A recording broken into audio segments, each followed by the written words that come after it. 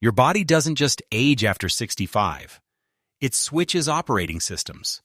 And every piece of health advice you've been following, the diet, the exercise, the supplements, most of it was written for a body you no longer have. Your doctor is not telling you everything. Not because they want to hide it, but because what happens inside your body after 65 is so systemic, so interconnected, that most appointments don't even have a framework for it. And here's the thing nobody says out loud.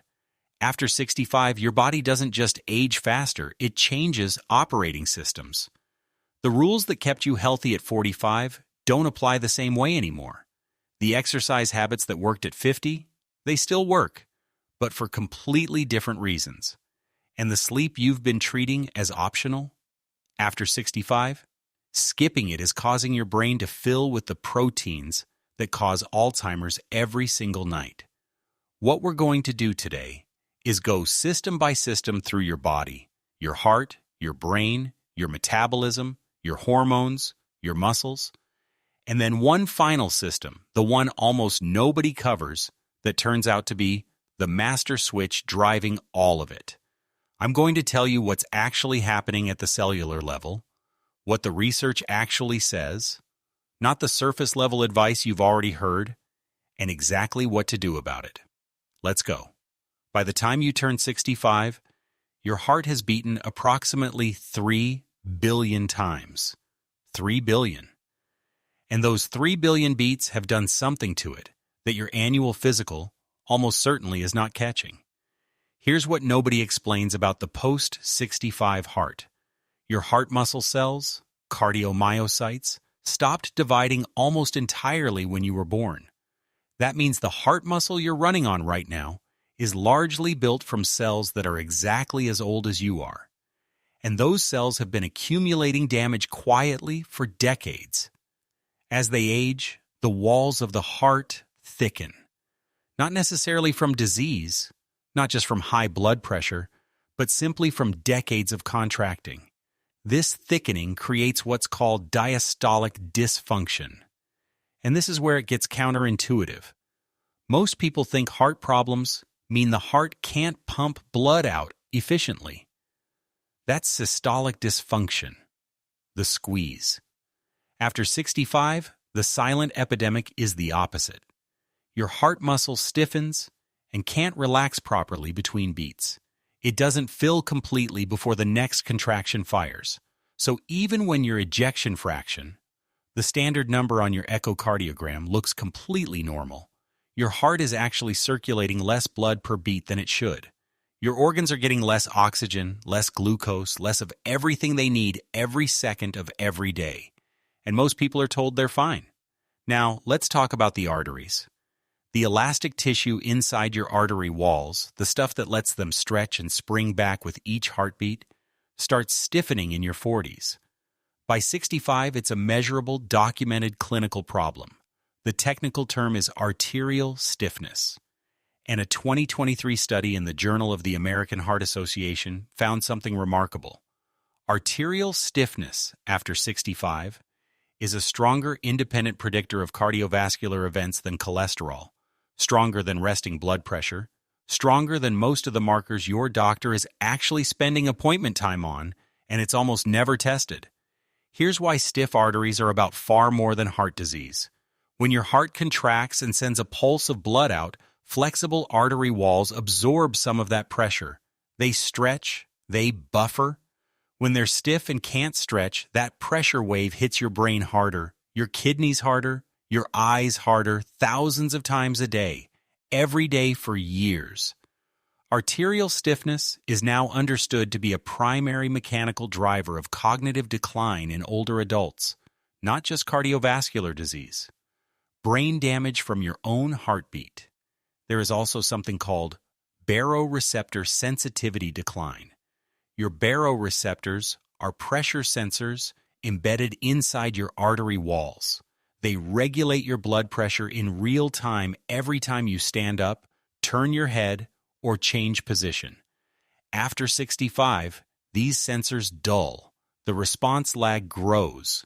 So when you stand up too fast, blood pressure drops for a fraction of a second longer than it should.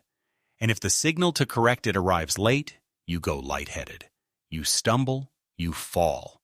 1 in 3 adults over 65 falls every year. And a significant portion of those falls trace back to this single mechanism. A pressure sensor that can't keep up with a changing body position. Now the plaque conversation. Atherosclerosis, plaque building inside artery walls, begins in childhood. By 65, virtually everyone has some degree of it. But here's what most people don't understand. The danger isn't the total amount of plaque. It's the character of the plaque. Stable calcified plaques sit there, narrow the vessel, but don't rupture. Soft, lipid-rich, inflamed plaques, what cardiologists call vulnerable plaques, can rupture with no warning. When they rupture, a clot forms in seconds. That's a heart attack. The most dangerous cardiovascular events after 65 aren't from gradual clogging. They're from the sudden rupture of plaques that looked completely stable on standard imaging. And what makes plaques volatile and rupture-prone? Inflammation. Keep that word in mind. We're going to come back to it in every single section because inflammation is the thread running through everything that breaks down after 65. There is also a measurement almost nobody is tracking that turns out to predict cardiovascular aging more accurately than cholesterol or blood pressure. Heart rate variability, or HRV. This is the variation in time between each of your heartbeats. A healthy heart doesn't beat like a metronome. It fluctuates slightly with every breath, every thought, every physiological demand. That variability is driven by your autonomic nervous system, the system that governs all the functions you don't consciously control. High HRV means your nervous system is flexible, resilient, and responsive. Low HRV means it's rigid, stressed, and aging faster. After 65, HRV declines substantially, and low HRV is now recognized as a strong predictor of cardiovascular disease, metabolic dysfunction, and all-cause mortality. It also tracks your recovery. A chronically low HRV reading in the morning means your body has not recovered from the previous day's demands, whether those demands were physical, psychological, or inflammatory. The interventions that raise HRV after 65 include exercise, quality sleep, breath work, and slow breathing practices, cold exposure, and critically reducing chronic psychological stress. Your nervous system is aging, but it responds to training just like every other system in this video. A modern wearable device can track your HRV every morning, giving you a daily window into how your autonomic nervous system and, by extension, your cardiovascular system is actually doing. And then there's the heart's electrical system. Your heart runs on electrical impulses, precise signals that tell each chamber when to contract, in what order, and at what timing. After 65, the sinoatrial node, your heart's natural pacemaker, starts losing cells. The conduction pathways that carry those signals accumulate small scars called fibrosis. Signals slow down. Signals get distorted. This is why arrhythmias become dramatically more common after 65. Atrial fibrillation, chaotic, irregular firing in the upper chambers, affects roughly 10% of people over 80. And here's the part that makes it terrifying. Many of them don't feel it. No dramatic palpitations, no shortness of breath, just a heart silently misfiring while simultaneously increasing stroke risk by 4 to 5 times. Because when the atria flutter, instead of contracting, blood pools inside them. Clots form in that pooled blood. Those clots travel directly to the brain. 1 in 3 strokes in people over 65 is caused by undetected atrial fibrillation. 1 in 3. From something that can be caught with a 30-second wrist reading from a modern smartwatch and treated once it's found. Your brain at 65 is not the same organ it was at 40. I don't mean that poetically. It is structurally, measurably, and provably different, and the specific ways it's changed are probably not what you think. For decades, scientists believed brain aging was primarily about losing neurons. You lose nerve cells, cognition declines, linear and inevitable. Turns out that's mostly wrong. What you're primarily losing is the connections between neurons, the synapses, the wiring. Every skill you've built, every memory you hold, every personality trait you have, all of it physically lives in those connections. And your brain is actively dismantling connections it thinks it doesn't need, based on what you use, based on what you think about, and based on how you challenge it. Use it or lose it is not inspiration. It's a description of an ongoing biological process happening right now inside your skull. There are 3 specific shifts after 65 that matter most. Understand these 3 and you understand why so much of what people call aging is actually addressable. Shift 1. White matter degradation. White matter is the myelin sheath, the insulating coating wrapped around your nerve fibers. Think of it as the plastic sleeve around a wire. It makes signals faster. It makes signals more precise. After 65, myelin starts thinning and signals slow. Processing speed, not intelligence, not memory, not wisdom. Processing speed is the first cognitive function to show measurable decline after 65. Your raw thinking capacity is intact, but the hardware is running slower, like trying to run new software on an older processor. Shift 2, and this is the one that genuinely stopped me when I first read the research. Your brain has a dedicated waste disposal system. Most people have never heard of it. It's called the glymphatic system, and it is one of the most important structures in the entire human body. Here's how it works. While you sleep, specifically during deep slow-wave sleep, your brain cells literally shrink up to 60% of their normal volume. That shrinkage opens channels in the spaces between cells. Cerebrospinal fluid rushes through those channels, physically sweeping out the metabolic waste your brain accumulated while it was working all day, including amyloid beta, the protein that forms the plaques directly associated with Alzheimer's disease. Your brain is washing itself every night, a biological dishwasher that only runs during sleep. After 65, glymphatic function declines by up to 40%. Your brain produces more toxic waste and cleans out significantly less of it every single night. A 2021 study in Nature Aging that followed people over 25 years found that consistently sleeping less than 6 hours per night in your 50s and 60s was associated with a 30% higher risk of developing dementia. Not because sleep deprivation causes dementia directly, but because insufficient sleep means the glymphatic system doesn't complete its cycle.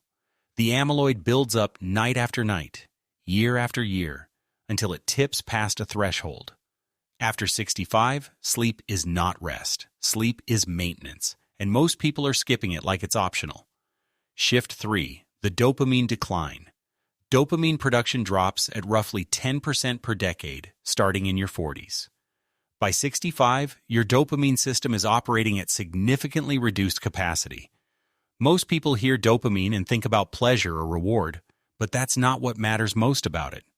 Dopamine governs motivation, drive, the ability to initiate action, working memory, and the pull toward the future. As it withdraws, many people develop what gets called age-related apathy.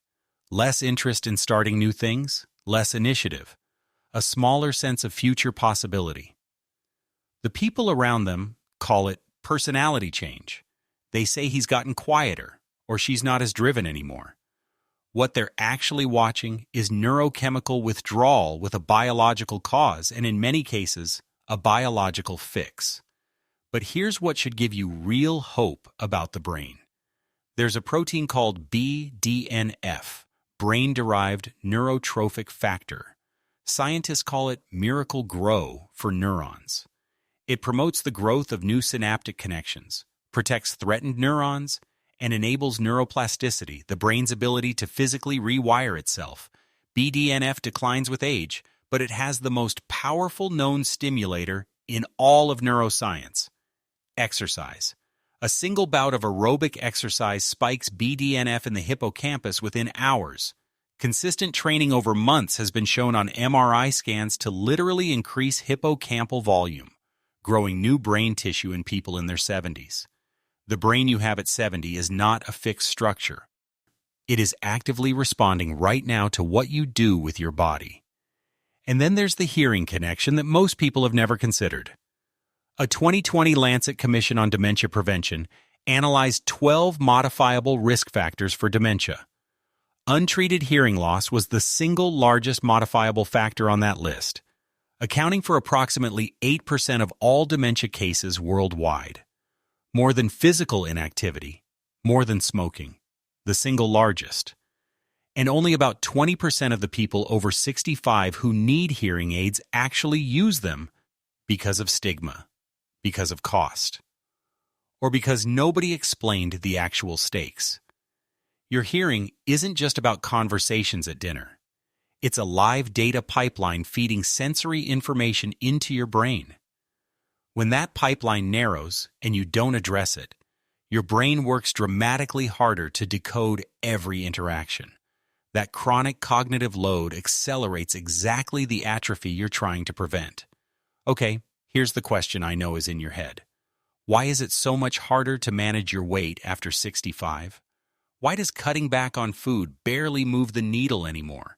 Why do things that worked perfectly at 45 seem completely ineffective now? The conventional answer is your metabolism slows, so eat less and move more. That answer is incomplete. And applying it the wrong way after 65 can actually accelerate the very problems you're trying to solve. Here's what the actual research shows, and it surprised researchers too. A landmark 2021 study published in the journal Science tracked over 6,400 people across 29 countries and measured total daily energy expenditure at every age. Their finding upended decades of conventional wisdom. Your basal metabolic rate, the calories your body burns just to exist, is remarkably stable from your 20s all the way through your late 50s. The metabolism doesn't meaningfully slow in middle age, the way everyone assumes. But after 60, something shifts. It does start declining roughly 0.7% per year, and simultaneously, the more important problem emerges. Your cells become less efficient at using the energy they receive. This is mitochondrial dysfunction. Your mitochondria are the power plants inside each of your cells. They take glucose and oxygen and convert them into ATP, the actual energy currency your body runs on. Every movement, every thought, every heartbeat runs on ATP produced by mitochondria. After 65, your mitochondria age. They become fewer, smaller, and less efficient. And as they decline, they generate more damaging free radicals as a byproduct of producing less energy. More cellular damage for less energy output. That's a catastrophic combination inside every tissue in your body. Simultaneously, your cells are becoming less responsive to insulin. Insulin resistance after 65 is so common that researchers increasingly treat it as a near-universal feature of aging rather than a disease. What that means in practice, the same meal that produced a normal blood sugar response at 45 creates a significantly higher, longer-lasting spike at 65. Your pancreas has to produce more insulin to achieve the same result. Over time, the insulin-producing beta cells in your pancreas get exhausted. And here's the cascade that almost nobody talks about. Elevated insulin directly drives systemic inflammation. Inflammation accelerates cellular aging. Cellular aging increases insulin resistance. You are caught in a self-reinforcing loop, one that started building long before you noticed anything was wrong. Now, visceral fat. Not the fat under your skin, but the fat inside your abdominal cavity, packed around your liver, your kidneys, and your intestines. After 65, your body preferentially stores excess energy as visceral fat. And this happens regardless of your total body weight. You can have a normal BMI, normal waist measurement, and still be carrying dangerous levels of visceral fat on a scan. This has been documented repeatedly, and visceral fat is not passive storage. It functions like a rogue endocrine organ. It secretes inflammatory cytokines, chemical signals, directly into your bloodstream around the clock, 24 hours a day, 365 days a year. This continuous chemical drip is one of the primary biological drivers behind every major chronic disease that spikes in prevalence after 65. Heart disease, type 2 diabetes, cognitive decline, and certain cancers. The common thread is not individual organ failure. The common thread is inflammation driven in large part by the fat sitting inside your abdomen, and your gut is amplifying all of it. The roughly 38 trillion bacteria living in your digestive tract, your microbiome, undergo a dramatic collapse in diversity after 65. The beneficial species that regulate inflammation produce short-chain fatty acids that protect your gut lining and manufacture neurotransmitters. They decline. Less beneficial, more inflammatory species fill in. A 2022 study in Cell found that microbiome composition in people over 65 was more predictive of metabolic health and all-cause mortality than diet alone. Your gut bacteria are aging alongside you, and the typical Western diet after 65 is making it dramatically worse. There's one more metabolic shift that almost never comes up in a routine appointment. What's happening to your liver? Your liver is your body's central processing unit for everything metabolic. It filters drugs, metabolizes hormones, processes inflammatory compounds, regulates blood glucose between meals, and produces bile for fat digestion. All of it simultaneously without stopping. After 65, liver blood flow decreases by roughly 40%.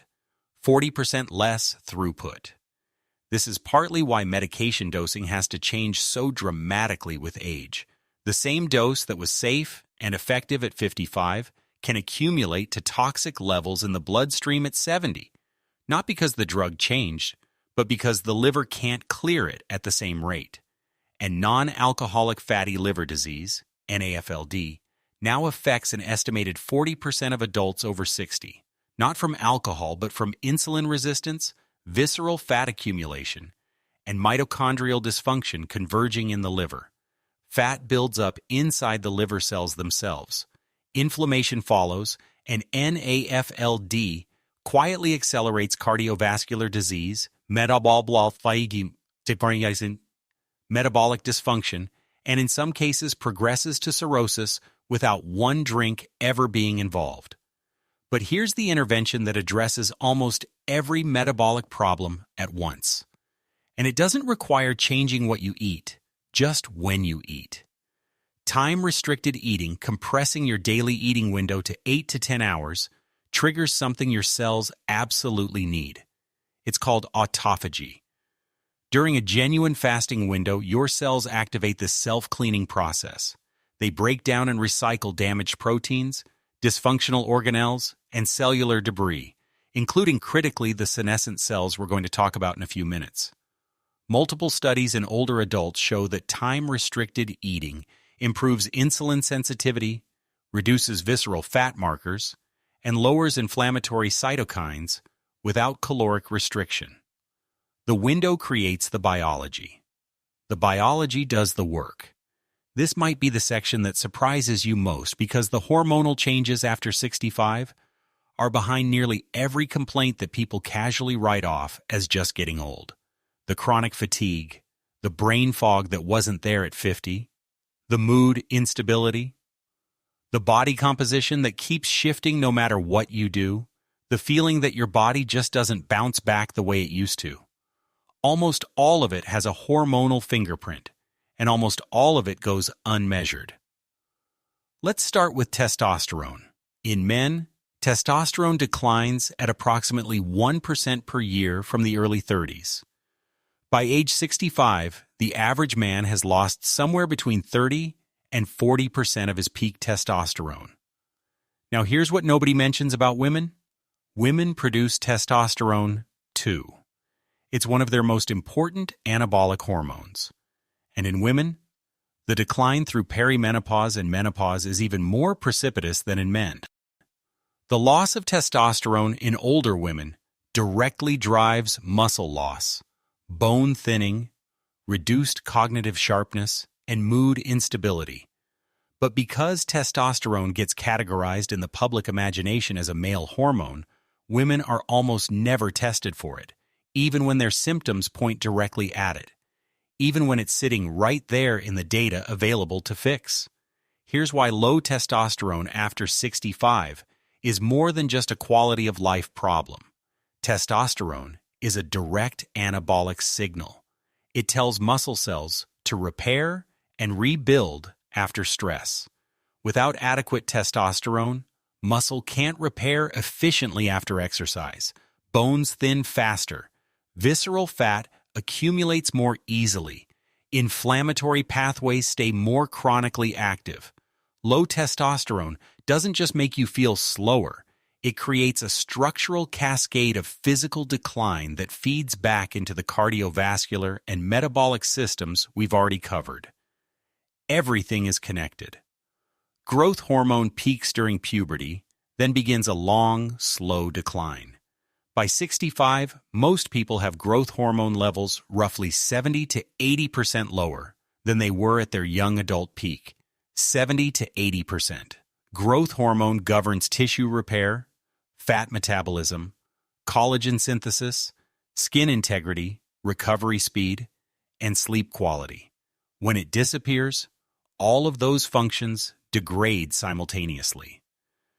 This is part of why wounds heal slower after 65, why skin thins, and why a workout that used to take 1 day to recover from now takes 3. And here's the critical chain. The single most powerful natural stimulus for growth hormone release is deep, slow-wave sleep. Remember the glymphatic system that also runs during deep, slow-wave sleep? So when sleep quality degrades, which it does significantly after 65, growth hormone output falls. When growth hormone falls, tissue repair slows, recovery extends, and sleep quality degrades further. When sleep quality degrades further, the brain stops cleaning itself properly. When the brain stops cleaning itself, amyloid accumulates. You are watching biological systems pulling each other apart, each one dragging the next down, starting from something as fixable as one disrupted habit. Then there's cortisol, your primary stress hormone. In a young, healthy body, cortisol follows a precise daily curve. It surges sharply in the first hour after waking, the cortisol awakening response, giving you clarity, energy, and motivation. It declines steadily through the day and bottoms out at night so your body can repair and your brain can clean itself. After 65, this rhythm flattens. The morning surge weakens. You wake up foggy. The nighttime baseline creeps upward. You can't wind down properly. Less energy in the morning, worse sleep at night simultaneously. And elevated nighttime cortisol is directly toxic to the hippocampus, the region of the brain that forms new memories. Chronically elevated nighttime cortisol physically shrinks the hippocampus over time. You can see it on a brain scan. This is one of the documented anatomical pathways connecting chronic stress and poor sleep to accelerated memory loss. Not theoretical, visible, measurable, and in many cases preventable. And then there's the thyroid, subclinical hypothyroidism, where the thyroid is underperforming but not dramatically enough to show up clearly on a basic TSH test, affects roughly 15 to 20% of adults over 65. And many of them are never diagnosed because the standard TSH range used in most labs was established from population averages that included a lot of people who already had suboptimal thyroid function. Symptoms of subclinical hypothyroidism: fatigue, brain fog, cold sensitivity, weight gain, constipation, depression, every single one of which gets attributed to aging, every single one of which is potentially addressable. but only if someone measures the right things and interprets them correctly. Here is where everything becomes urgent. Because everything we've talked about, the heart, the brain, the metabolism, the hormones, all of it is made dramatically worse by what's happening to your muscles, and dramatically, measurably better when you address it. Muscle is not just about strength. This is one of the most important misunderstandings in all of aging science. Your skeletal muscle is your largest metabolic organ. It's the primary site where your body disposes of blood glucose after a meal.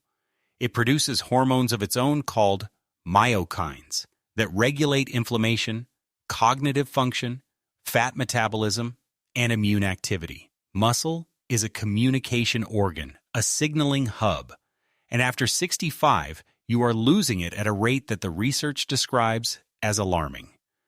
The clinical term is sarcopenia, age-related muscle loss. Without active intervention, the average person loses 3 to 5% of muscle mass per decade after 30. After 65, that rate accelerates. Some research suggests the annual rate of loss more than doubles in the mid to late 60s. The average 70-year-old has lost 20 to 30% of the peak muscle mass they had in young adulthood. But it's not just the quantity that matters, it's the type. After 65, you preferentially lose type 2 muscle fibers, the fast twitch fibers responsible for power, speed, and rapid force production. Type 1 slow twitch endurance fibers hold up much better with age. And this creates a specific dangerous pattern. Older adults can often still walk long distances. That's endurance, type 1.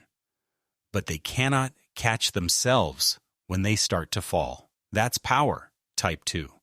The inability to produce rapid force in the half second before impact is the direct mechanism behind the fractures that end so many lives after 70.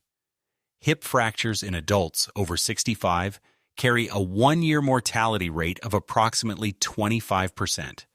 1 in 4 people who break a hip after 65 dies within 12 months. Not from the fracture itself, but from the cascade that follows. Immobility, blood clots, pneumonia, and cardiovascular events triggered by surgical stress. The body falls apart when it can't move. And the root cause far upstream is years of unaddressed fast-twitch muscle loss, robbing the ability to react in the half-second that mattered.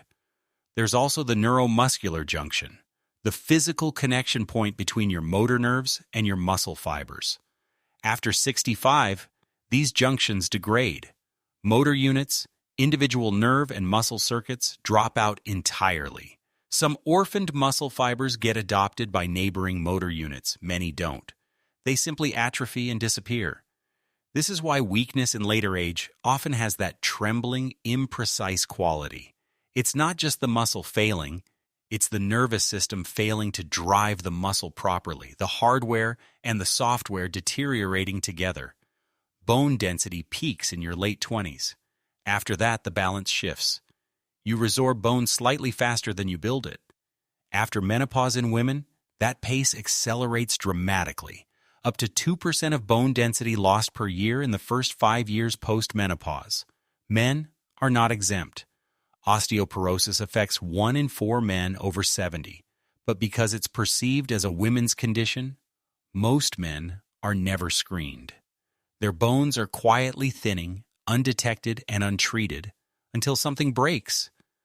But here is the counterpoint that should completely reframe how you think about all of this.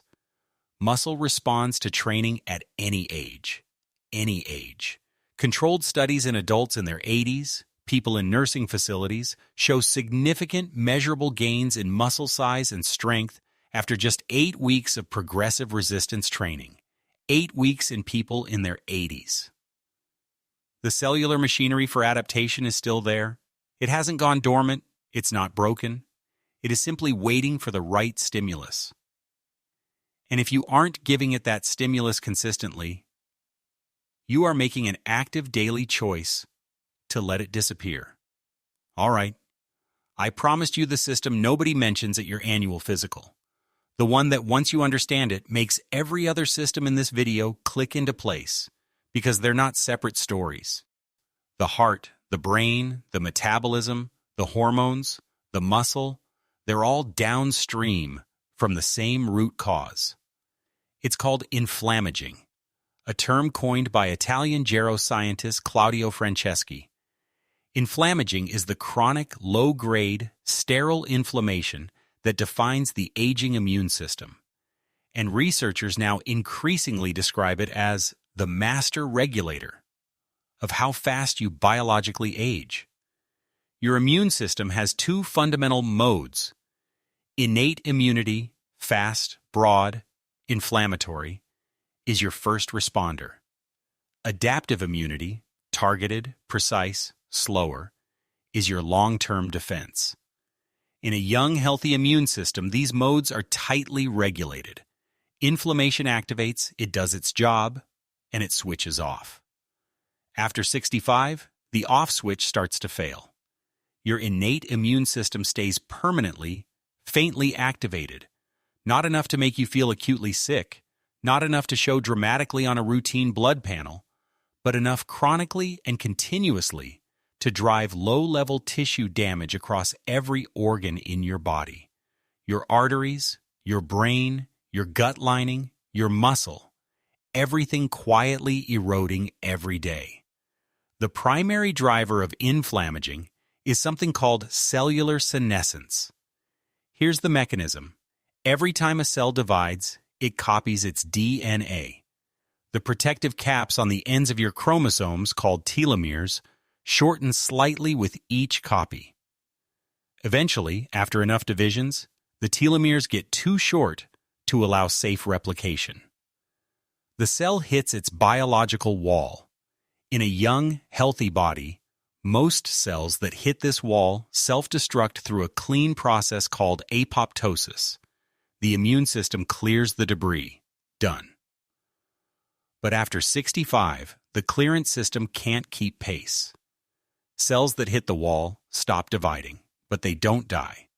They just sit there, and while they sit, they continuously secrete a toxic cocktail of inflammatory chemicals into the surrounding tissue.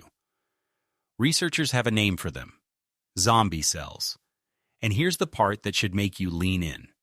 These zombie cells spread their condition to neighboring healthy cells. The inflammatory cocktail they release, scientists call it the SASP, the senescence-associated secretory phenotype, causes nearby cells to become senescent too. It's a biological contagion. One zombie cell creates more zombie cells, which create more zombie cells. Your immune system, which is supposed to clear them, gets overwhelmed, and then the immune cells themselves start becoming senescent. Now you have senescent immune cells that can't clear the senescent tissue cells that are secreting the inflammation that's eroding your organs. A system consuming itself. This is the biological engine of aging. Not a mystery, but a mechanism documented, replicated, and peer-reviewed.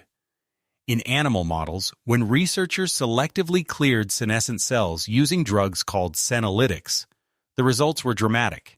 Extended health span, improved organ function, and reduced frailty. In several studies, clearing senescent cells from middle-aged mice extended healthy lifespan by over 30%. Mayo Clinic has published extensively on this. Human clinical trials are currently underway. The scientific consensus is building rapidly. Senescent cell accumulation is one of the primary engines of human biological aging, and right now, without waiting for a clinical trial, there are already lifestyle interventions that demonstrably reduce the rate at which senescent cells accumulate. Regular vigorous exercise, particularly resistance training, activates pathways that selectively eliminate dysfunctional cells. Time-restricted eating triggers autophagy, the same self-cleaning process that breaks down cellular debris, including early-stage senescent cells. Chronic stress management matters because cortisol spikes directly accelerate the rate of cellular damage that tips cells into senescence. You are not powerless against this mechanism, but you have to know it exists, to fight it. Okay, I want to slow down because that was a lot. And I know there's a version of you right now that's sitting there feeling like this was just a biological countdown clock delivered with a pleasant voiceover. That is not what this is. Here's what I need you to hear. Every single system we just covered, the heart, the brain, the metabolism, the hormones, the muscle, the immune system, responds to intervention. All of it is modifiable. None of it is fixed. The biology we just walked through is not a sentence, it's a map. And maps tell you where to go. So, here's what the research actually says to do. Not general advice, but biology-driven specifics. 1. Resistance training is non-negotiable after 65. Not cardio, not yoga, not walking, though those have value. Resistance training, lifting progressively heavier loads. This single intervention simultaneously addresses sarcopenia. Bone density loss, insulin resistance, mitochondrial dysfunction, visceral fat, and inflammation through the myokines. Your muscle releases every time it contracts under load. No pharmaceutical in the world touches that range of biological targets simultaneously. 2 to 3 sessions per week, progressive overload over time. That's the minimum effective dose. If you're not doing this, you are leaving the single most powerful anti-aging tool available sitting completely unused. 2. Your protein needs after 65 are not the same as they were at 45. Muscle protein synthesis, the process by which muscle rebuilds after stress, becomes blunted with age. You need more protein per meal to trigger the same anabolic response you used to get automatically. Current research supports targeting 1.2 to 1.6 grams of protein per kilogram of body weight per day, significantly above the standard RDA, which was designed to prevent deficiency, not optimize aging. And timing matters. Getting 30 to 40 grams of protein at your first meal of the day, or immediately post-exercise, is specifically supported by multiple studies for maximizing muscle protein synthesis in older adults. This is not bro science. This is peer-reviewed. 3. Sleep is infrastructure, not recovery. Infrastructure. After 65, sleep is the mechanism by which your brain cleans itself, your growth hormone releases, your cortisol regulates, and your memory consolidates. All of that happens in deep, slow-wave sleep specifically.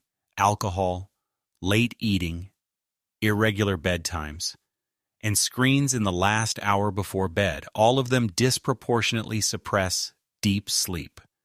7 to 8 hours, consistent bedtime and wake time, including weekends, cold, dark room, no alcohol within 3 hours of bed. This isn't lifestyle advice. This is neurological maintenance. 4. Get a proper hormone panel, not just a basic metabolic panel. Total testosterone, free testosterone, DHEAS, a 4-point cortisol curve, IGF-1 as a proxy for growth hormone, free T3, free T4, thyroid antibodies, and sex hormone binding globulin.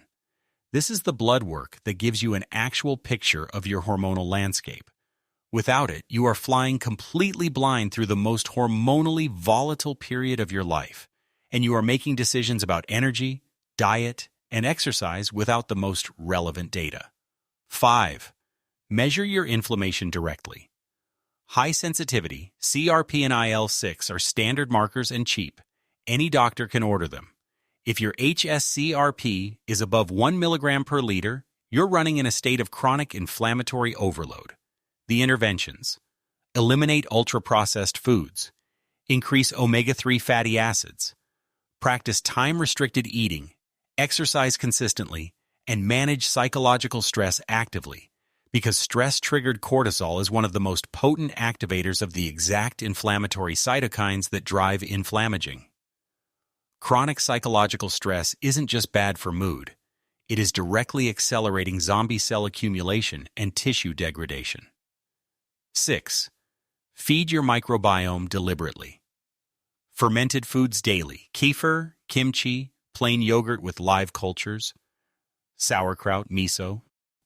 A 2021 Stanford study found that 10 weeks of daily fermented food intake significantly increased microbiome diversity and simultaneously reduced 11 different inflammatory markers, 11 simultaneously from fermented food alone.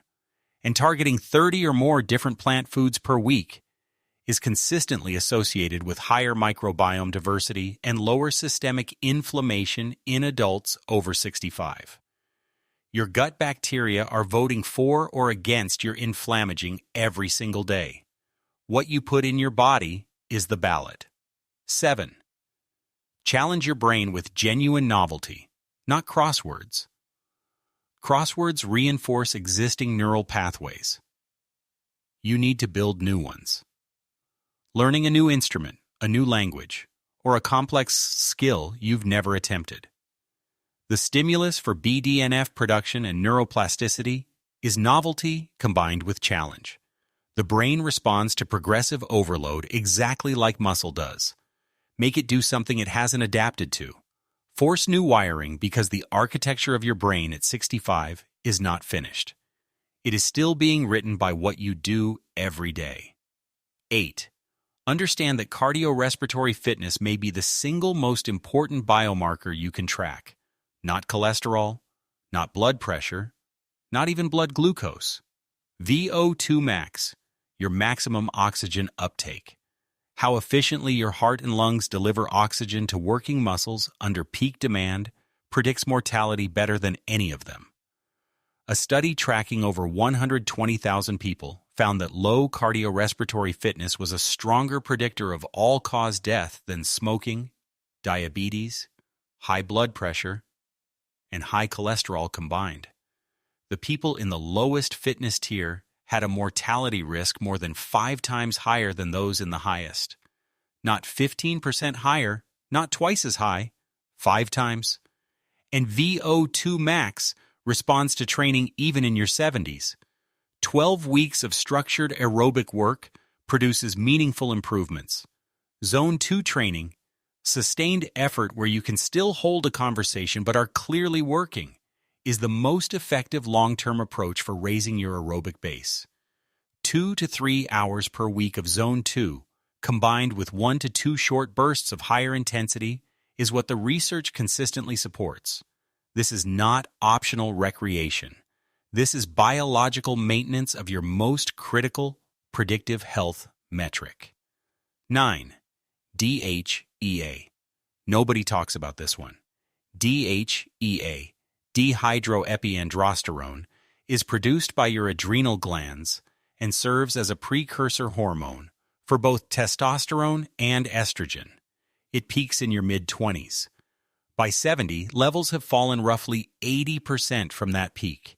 DHEA has direct anti-inflammatory properties. It counteracts some of cortisol's tissue-damaging effects. It supports immune function. As DHEA disappears, the biological brakes on your cortisol system get weaker.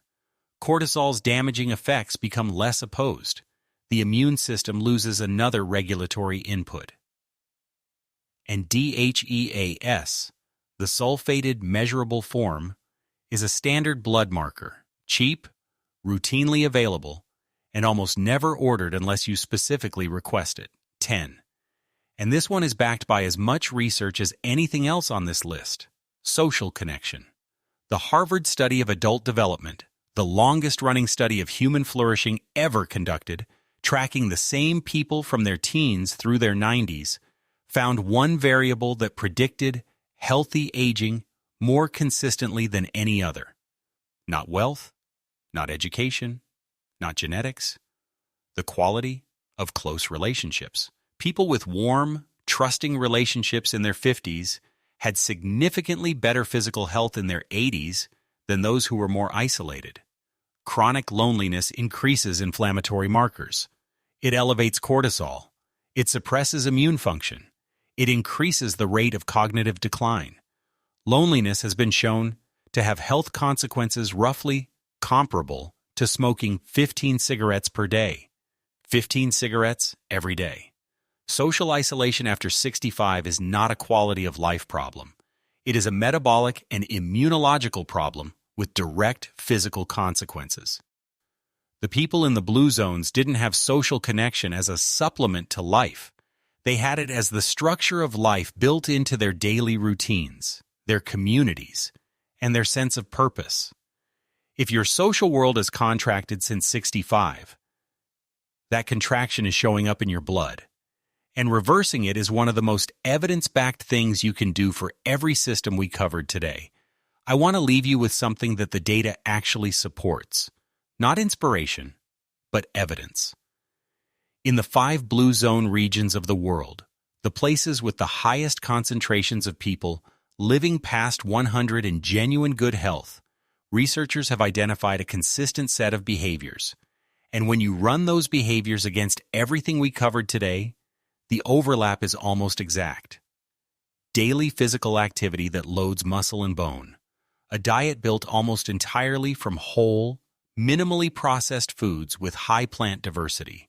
Strong social connection, not supplemental, but structurally central to daily life. A clear sense of purpose and continued meaningful challenge, and consistent, adequate sleep. These aren't secrets. They're not mysteries. They directly address the heart, the brain, the metabolism, the hormones, the muscles, and the immune system simultaneously through mechanisms we can now actually explain at the cellular level. The people who age the best, the ones in their 80s with sharp minds, strong bodies, and genuine engagement with life, they don't have better genetics as their primary advantage. They have better information, and they act on it consistently. Here's the reframe I want you to carry. Nothing that's happening in your body after 65 is happening to you without your participation. Your cells are reading signals. What you eat sends a signal. Whether you sleep or don't, a signal. Whether you lift something heavy or don't, a signal. Whether you learn something genuinely new or stop, a signal. Whether you manage stress or let it chronically run, a signal. Every single day, your biology is reading what you're telling it and adjusting accordingly. Most people after 65 never got the memo that those signals have to change, that the same inputs don't produce the same outputs anymore, that the operating system changed. You just got that memo. If this changed something in how you're thinking about what's happening inside your body, share it with someone who needs it. A parent, a partner, someone in your life who's been saying they feel off since they turned 65 and can't explain why. The difference between aging well and aging poorly often comes down to one piece of information arriving at the right moment. This might be that piece for someone you care about. If this deep dive into the biological shifts of aging has changed the way you look at your health, please subscribe to the channel and like this video.